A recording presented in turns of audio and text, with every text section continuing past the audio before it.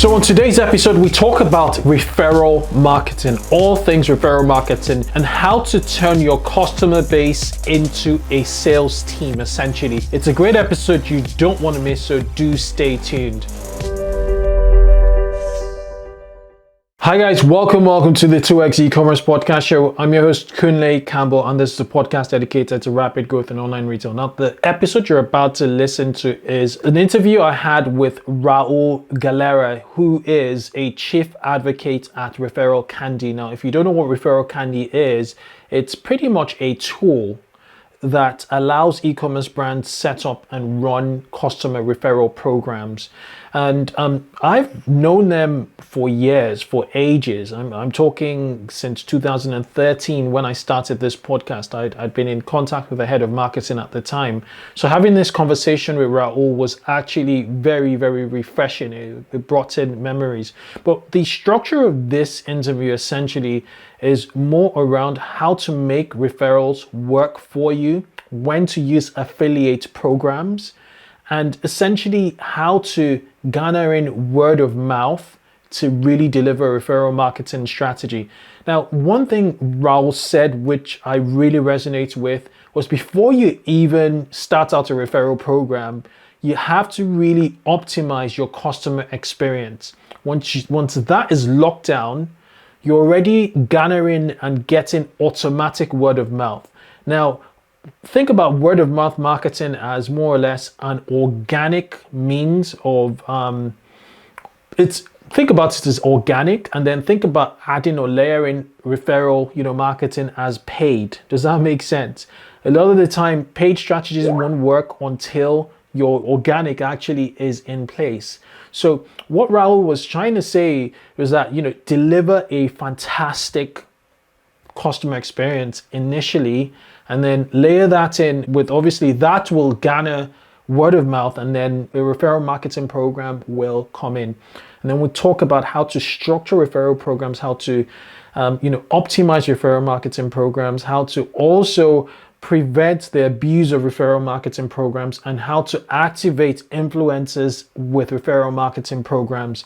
Then I think I asked him a very important question around, when do you sort of draw the line, the very thin line between affiliate marketing on the one hand, which is very business and very incentive, generated, versus referral marketing, which tends to be a very fixed reward you get for referring customers. He is a very, very, very knowledgeable expert, in not just referral marketing, but in the e-commerce marketing space. So we verge into other topics around e-commerce marketing and maximizing just revenue through retention strategies and customer experience strategies. So if you're an e-commerce, if you're in e-commerce marketing, you should definitely listen to this, episode. He talked about integrations with, other, platforms like Klaviyo, using Klaviyo to just optimize, using a Klaviyo flow to optimize the potential of a referral program, to really optimize the delivery, the take on of a referral program, which is super important. And we talk percentages on what referral marketing should be generating your business, in terms of like benchmarks. It's all things referral marketing. I don't think I've had anybody on the show talking about referral marketing. We've put blog posts on the site about referral marketing, but we have not to date, done anything in depth on this podcast around referral marketing. So this is refreshing, and this should get you started with referral marketing. Enjoy this episode, and I shall catch you on the other side. But before I go, if you're watching this on YouTube, remember to like and subscribe to this channel. If you're listening to this on any podcasting, platform, remember to leave us an honest review. Thank you guys for all the feedback. We genuinely appreciate it. And if you haven't already, join our weekly live streams. They're like Q&As on our Facebook group. I spend about 30 minutes. You throw in your questions, and I answer them. Essentially, it's a Q&A. So message me on whatever platform you catch me on, whether it's Instagram, whether it's Twitter, however you want to reach out to me with questions, and I would attempt to answer those questions on the Facebook group. Enjoy this episode, and I shall catch you on the other side. Bye. E-commerce podcast dedicated to rapid growth in direct-to-consumer selling, this entire space of e-commerce. So if you're working in marketing at an e-commerce business or a founder, I am pretty much going to help you sell more directly to your customers. Each week, I interview experts, founders from direct to consumer e-commerce businesses, or a representative from a best-in-class SaaS product that serves the e-commerce industry, and we're focused towards improving metrics such as conversions, average order value, repeat customers, your audience size, and ultimately sales. Their remit is to help you sell more sustainably. Speaking of which, on today's episode, I'm joined by Raúl Galera from ReferralCandy. ReferralCandy is a company I have followed since my journey, from the start of my journey back in 2013 in e-commerce. So for my first episode, when I used to blog about e-commerce back in the days, I still should be blogging, to be honest. I used to write a lot of articles. I used to interact with the team back in the days, and they're essentially a customer referral platform, essentially a best-in-class customer referral platform, and he is the chief advocate of the brand, which is like an evangelist of the brand of ReferralCandy. And essentially we want to talk about how to drive more acquisition and retention for your e-commerce business with referral programs and word of mouth marketing. So it's an absolute pleasure to have you on, Raúl. Welcome to the 2X e-commerce podcast. Thank you so much. It's my pleasure. Fantastic. I probably haven't done you sufficient justice in the introduction. Could you take a minute or two to introduce yourself? Absolutely. So you did have a great introduction. I'm the chief advocate at ReferralCandy, which basically means that part of my job is what you mentioned, being kind of an evangelist and spread the word about ReferralCandy. But I also the rest of my time I work as the partner manager for the company, which means that I run our partner program. So that is working with e-commerce technology companies such as platforms or the other SaaS companies in the space, working with agencies, working with the media, working with affiliates. So just basically trying to build relationships that then can bring value to both ends. Super interesting. So I think I'm going to be selfish here. The last time I sort of interacted with your company was back in 2013. We're in 2021 today, so almost 8 years, fast forward. Has anything changed over that span in time at ReferralCandy? A lot. We've grown as a company by a lot. I actually joined the company in 2016, and I can tell you, even from back then, we've had a great expansion as a company and as a product as well. So if you knew the company back in 2013, we had been around for about 3 years. That's when we kind of like became part of the Shopify ecosystem, and we kind of put our software out there for e-commerce brands to start using it. Fast forward to today, we're pretty much one of the main platforms in the ecosystem in terms of referral marketing. We've served more than 30,000 brands over this time, like I said, we're pretty much one of the main platforms that brands go to when they want to get serious about starting a referral marketing program. Brands that realize that they're having some sort of word of mouth action happening on their store organically, and they just want to be able to leverage that to acquire new customers while they're retaining their existing ones.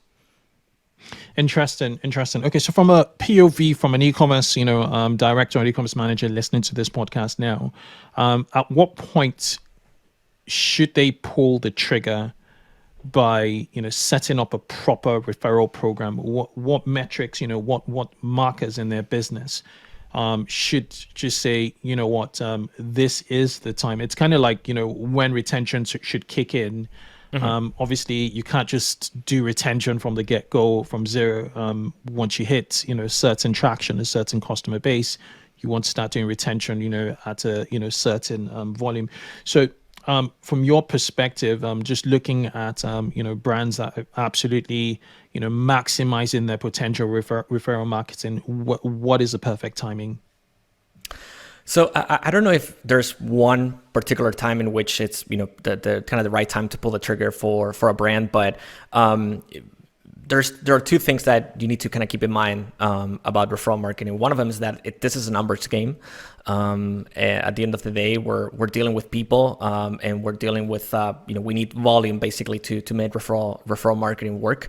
And the second aspect is that this referral marketing, it's not a strategy just by itself. It's not a standalone solution that you can just set up and forget about the rest. Pretty much, this has to be part of a much wider customer-centric approach as a company.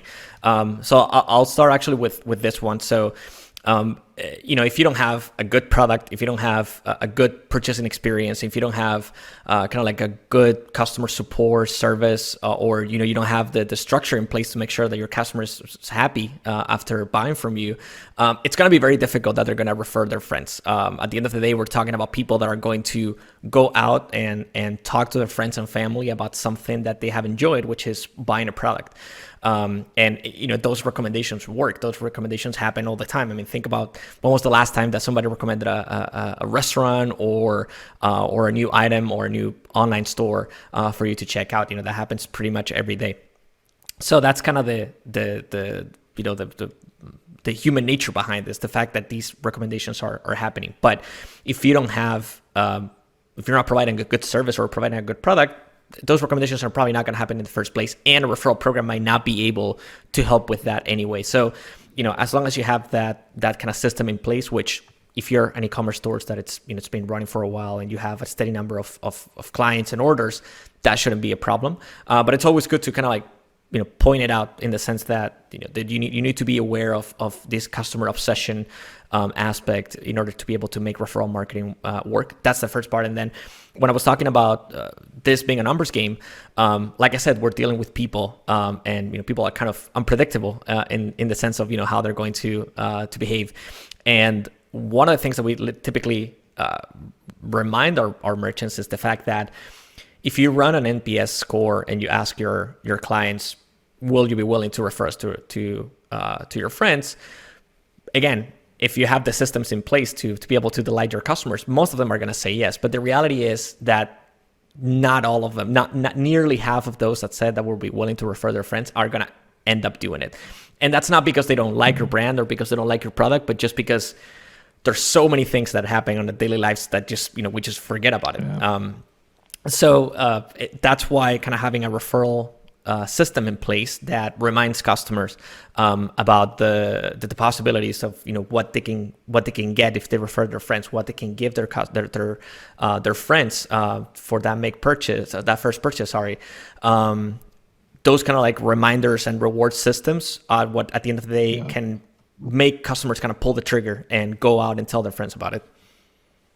Yep. You couldn't have said it better, really, because while you were talking about, like, you know, delivering you know, obsessive customer experience or excessive customer happiness, you know, in that you know, sense, from product to their on-site experience to their post-purchase experience, you know, and, you know, making it absolutely pleasurable to work with, even to the packaging, to the messaging, to the email communications, to the whole package. You know, I was just thinking at the back of my head, NPS score, and then you mentioned it, and I was like, okay, this makes sense. And even with that high NPS score, it doesn't mean by getting a 9 or a 10 that you're essentially going to, you know, get everybody who's giving you a high NPS score, you know, a referral. And as you said, you know, it's a numbers game.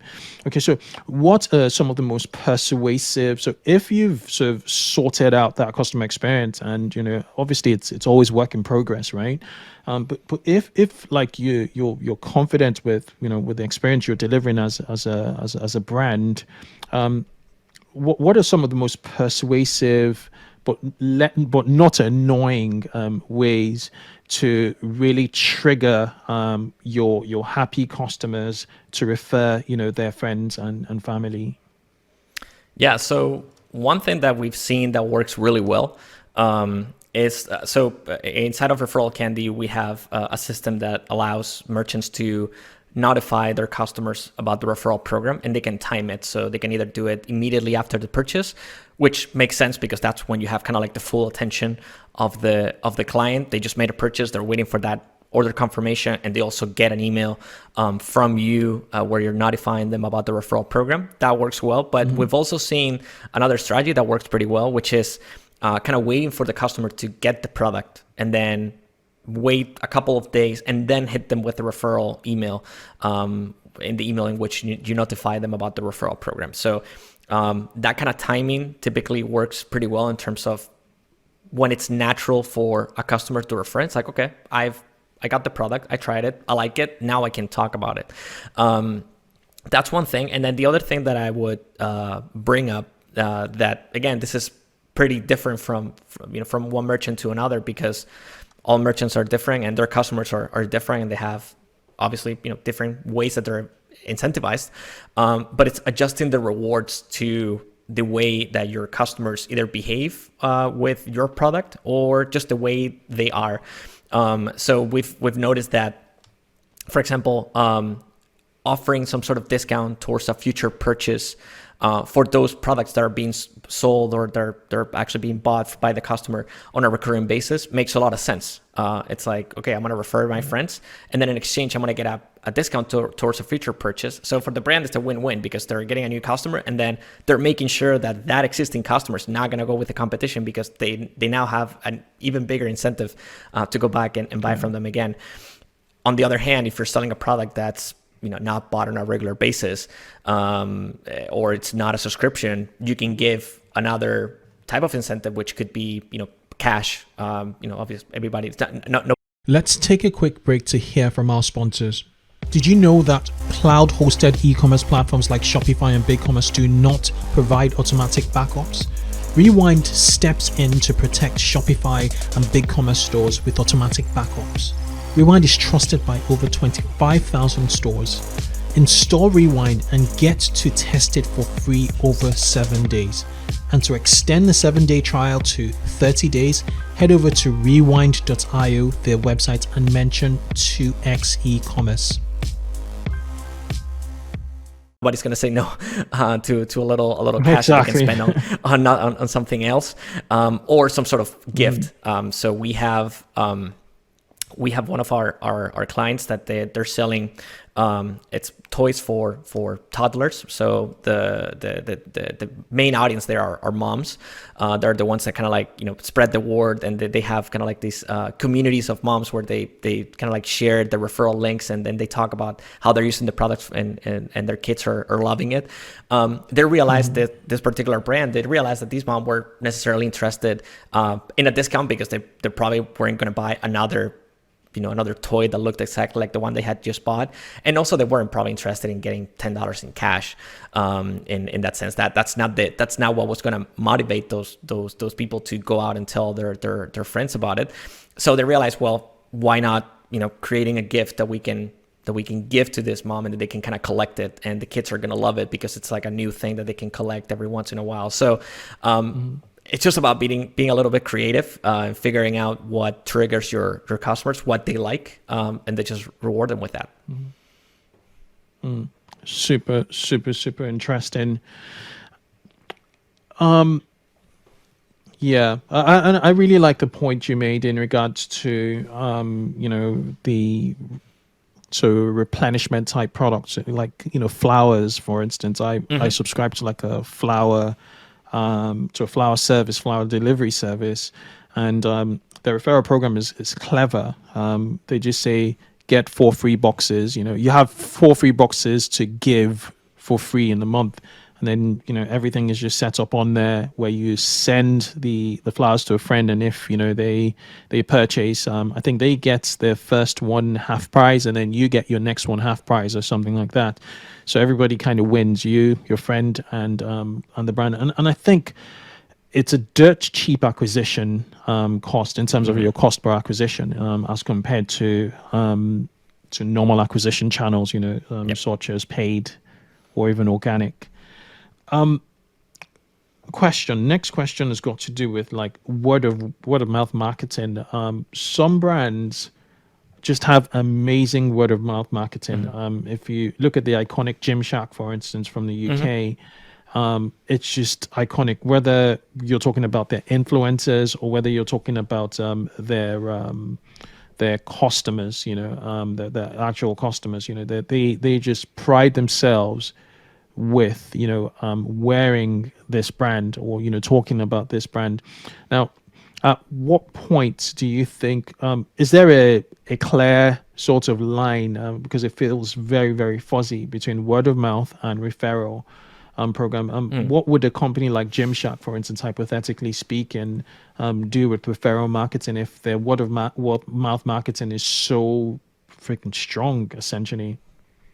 Yeah, I mean, it all gets pretty blurry over there in that kind of those are the boundaries between kind of like organic word of mouth, referral marketing, influencer marketing, and then just branding in general.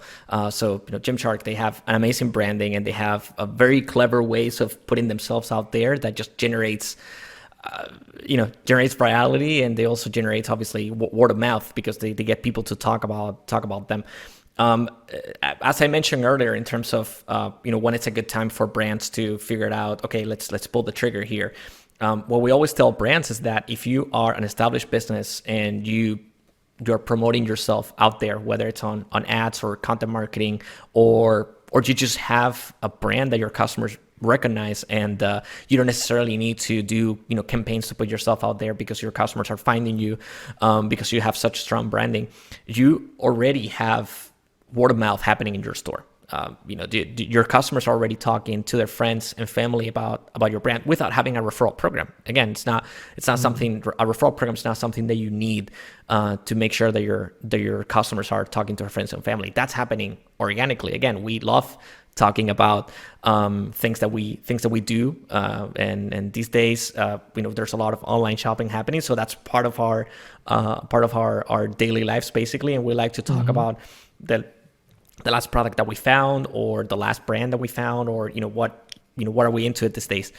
So that you can assume that that's already happening. Now the problem is that if you don't have a referral program, it's hard to measure how many of these people, how many of these new customers are coming from referrals, and then it's also pretty difficult to incentivize people to go out and keep selling. I mean, one of the things that I like to say about referral marketing is that it's basically turning your customers into your marketing team, it's priceless because it's 100% performance based. Like you mentioned, it's way cheaper to acquire customers through referrals than pretty much any other channel that I can think of.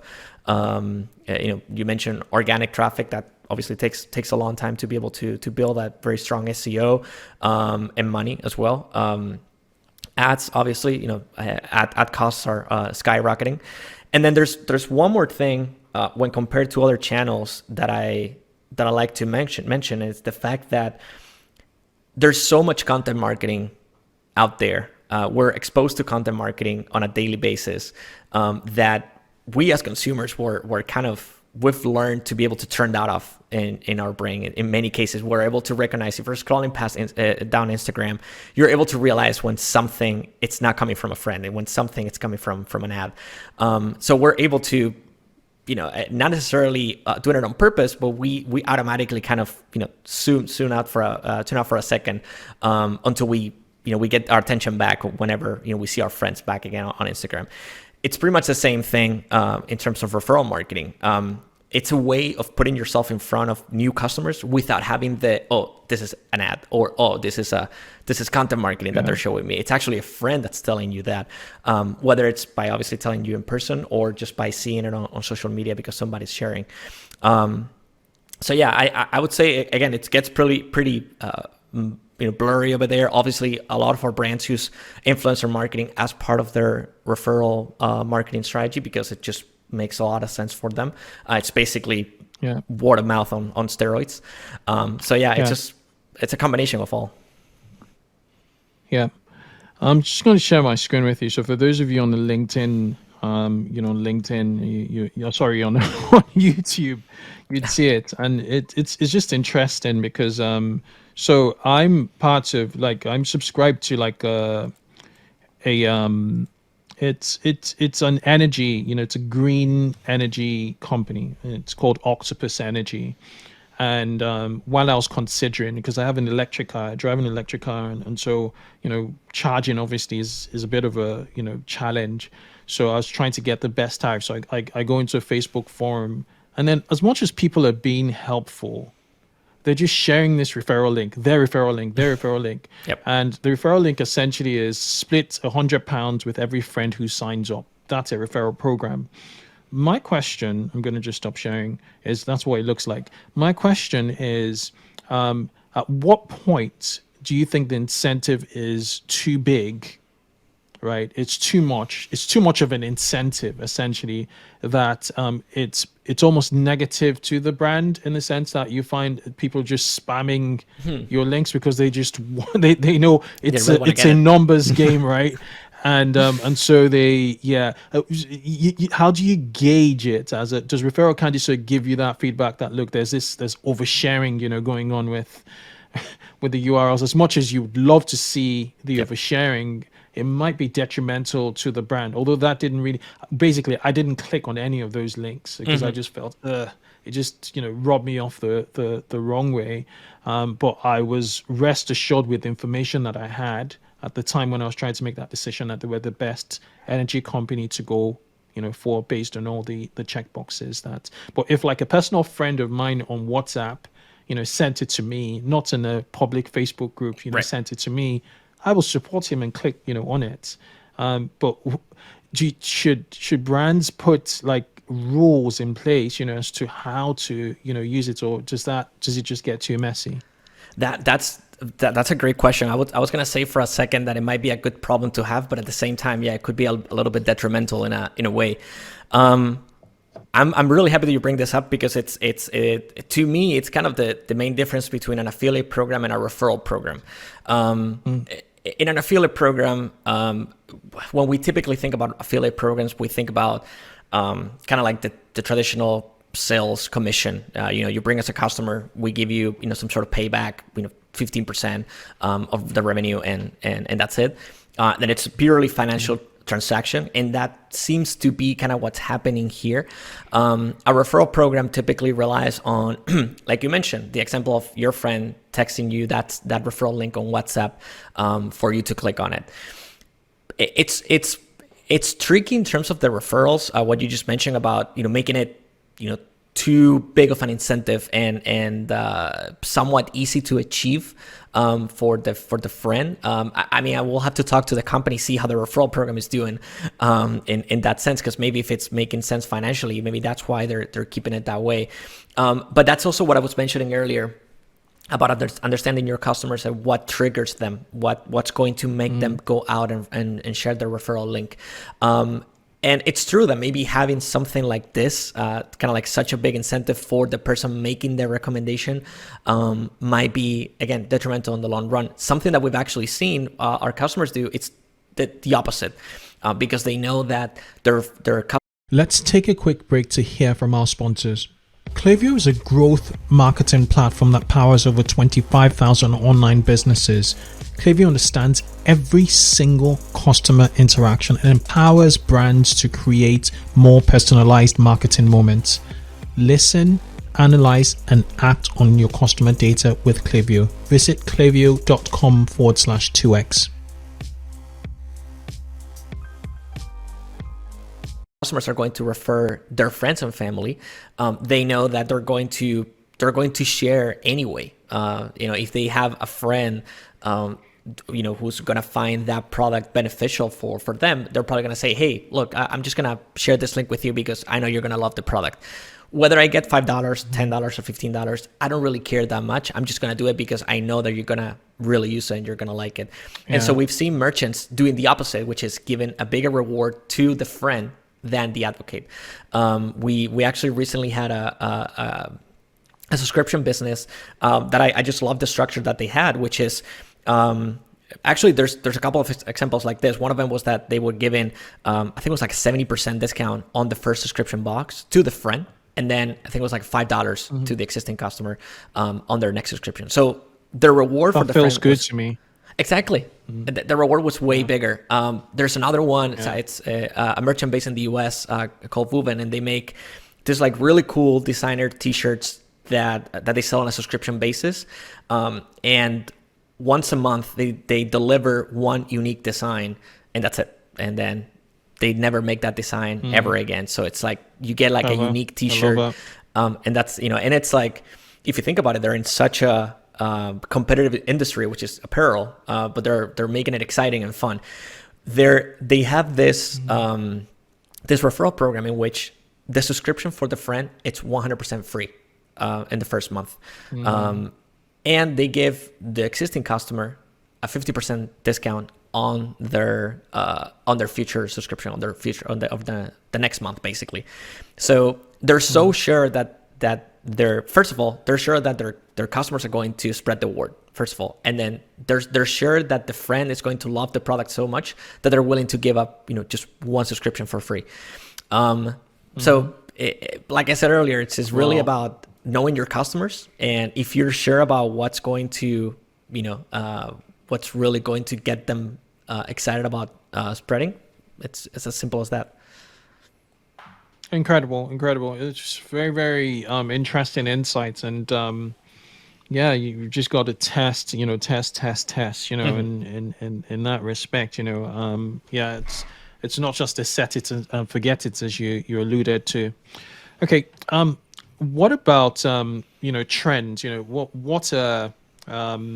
you have any key trends, especially in the past year with COVID-19 and all? What trends are you seeing in referral marketing that the e-commerce world should really pay attention to?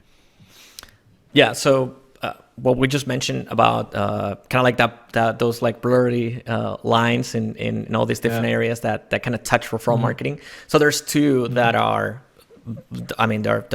they've been growing a lot for the past few years, and now with the age of COVID, in which e-commerce has just exponentially grown in just 1 year, obviously all these trends have accelerated as well. So the first one is influencer marketing. So I just mentioned influencer marketing is basically referral marketing on steroids. So instead of having just one customer that has a somewhat small circle of friends and family that they can reach, now you have these people that have tens of thousands of followers on social media, and they have those followers not because they are some sort of celebrity or just because they, something external to or maybe it's kind of like their professional activity. This is more like, these are people that have earned the trust of those people that follow them for whatever reason, because they are experts in a particular field, or just because they're being able to connect with their following base in a way that allows them to, even though they are public figures,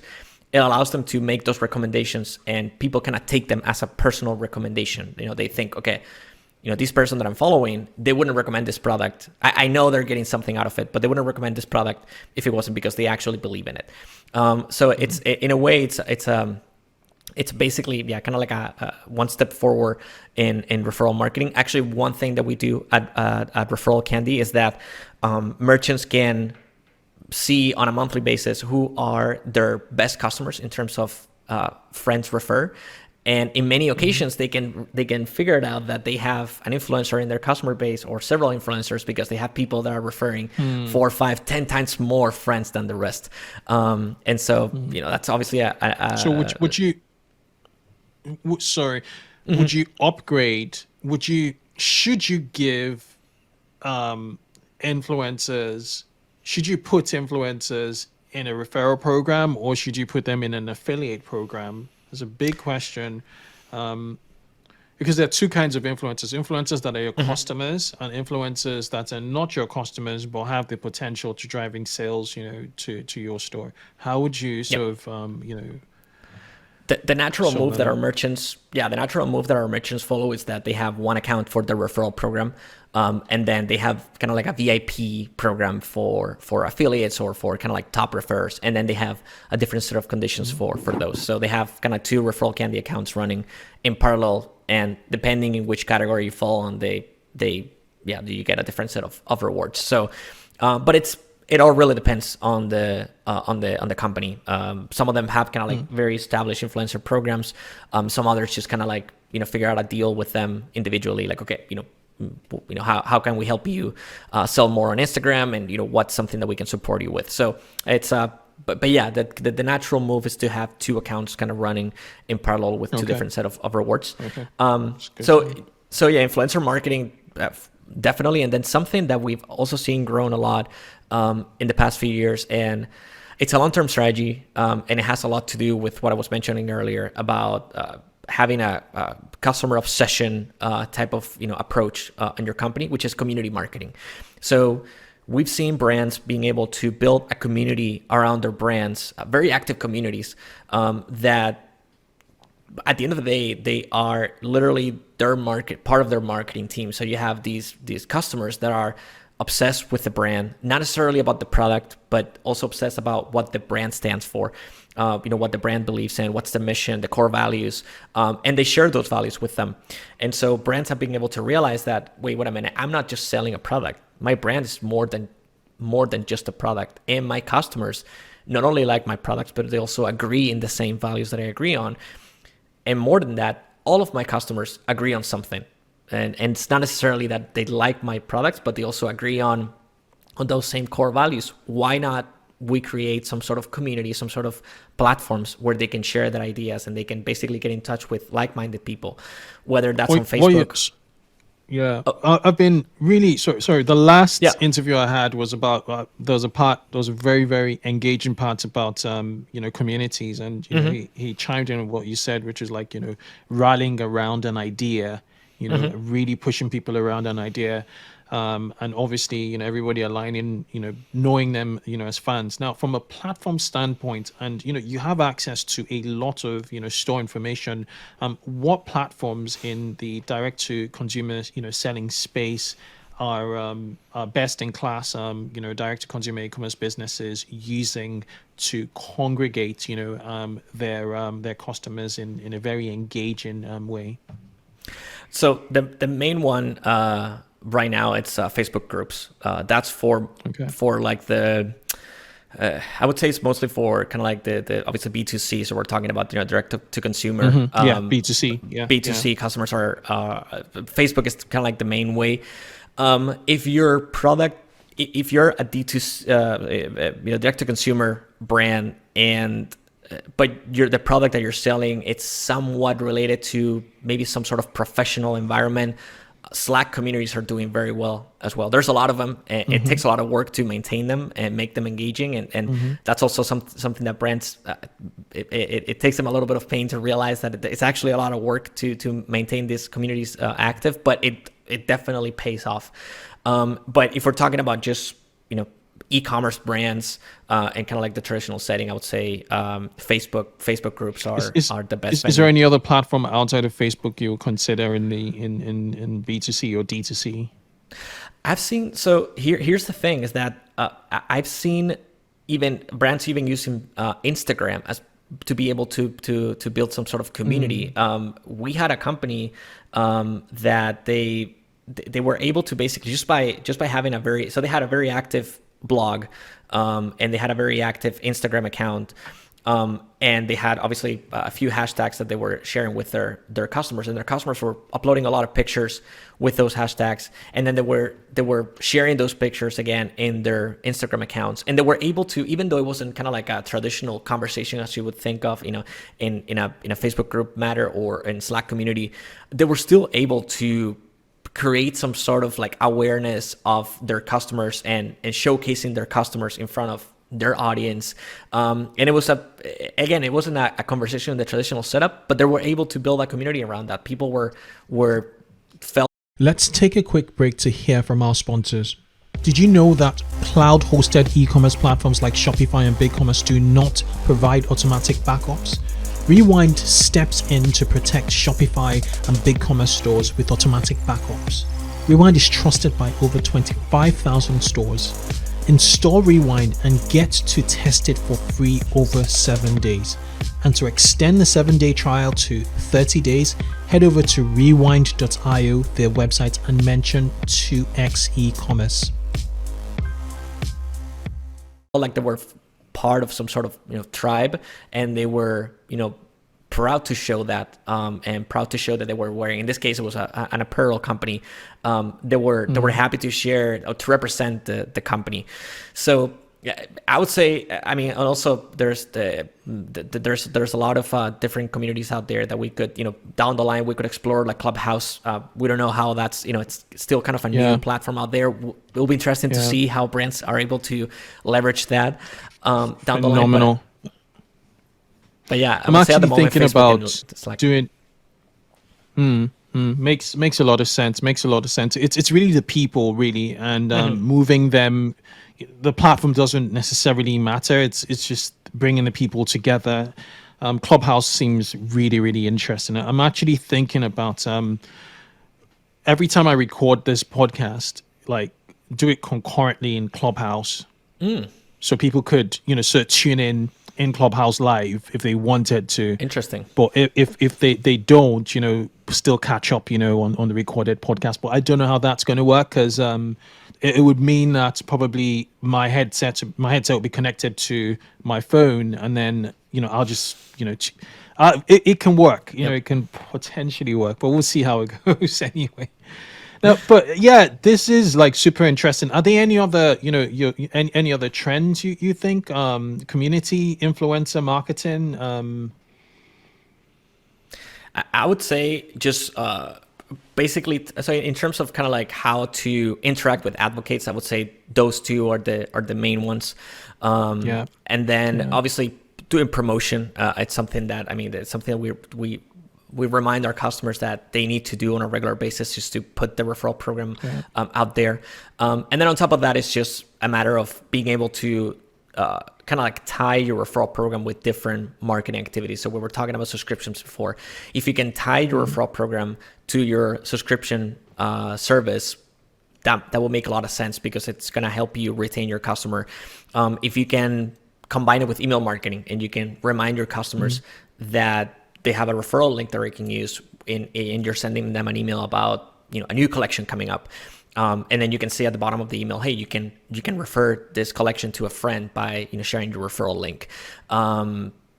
We're talking about social proof apps, for example, kind of like Notify on your homepage, just like had that little notification saying somebody in California just refer a friend, and the friend bought X product, whatever that is. Those things are activities that we're seeing on a daily basis. And yeah, the more things that you can tie with your referral program in a natural way, the better.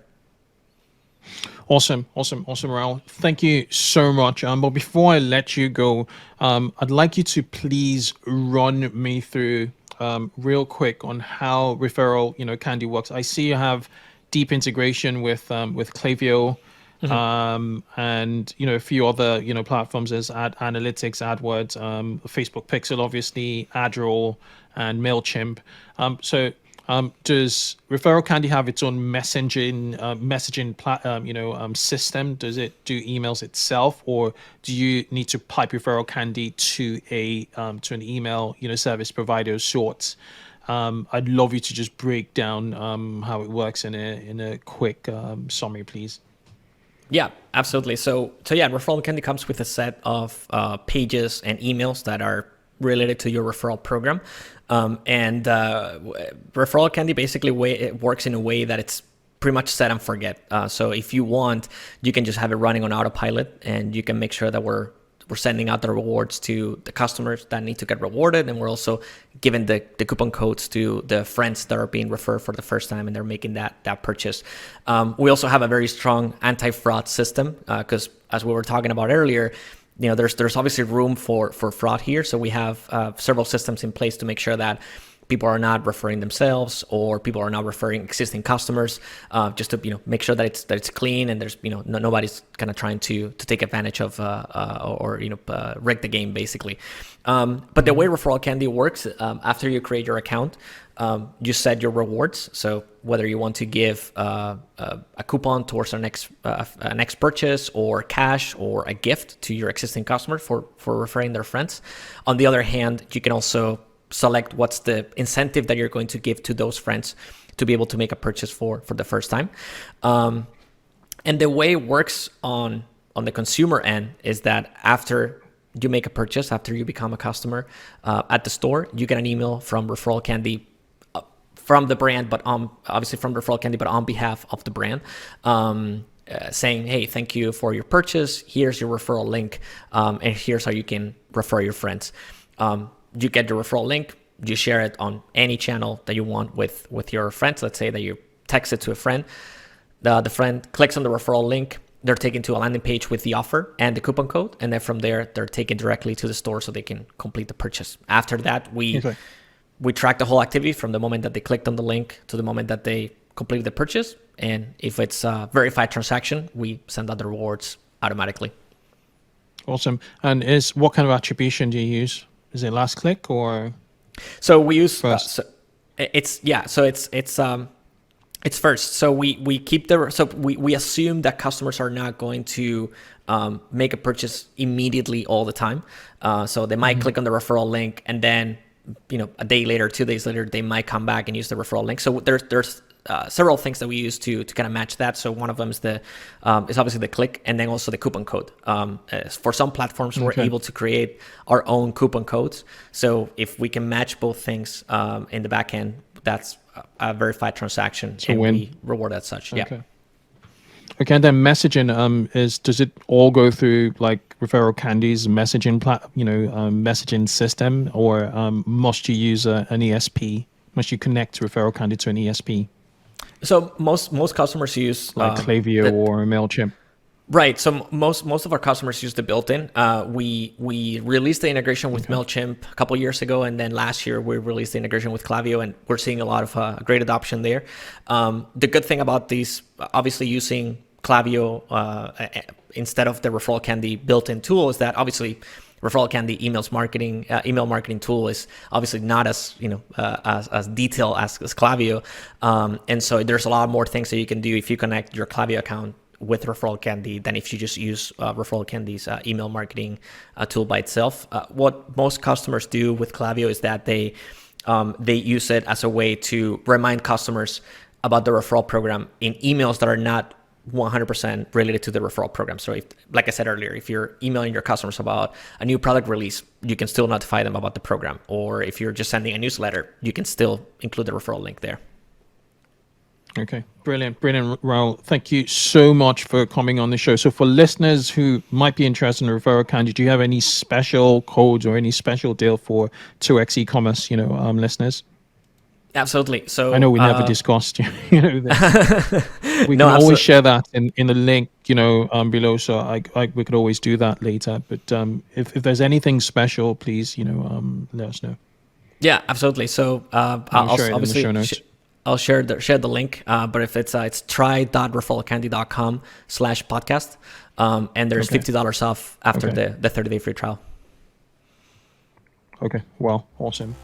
Okay, Raúl, it's been an absolute pleasure having you on the show. I really appreciate it. And just thank you so much. Thank you, man. Happy to be here.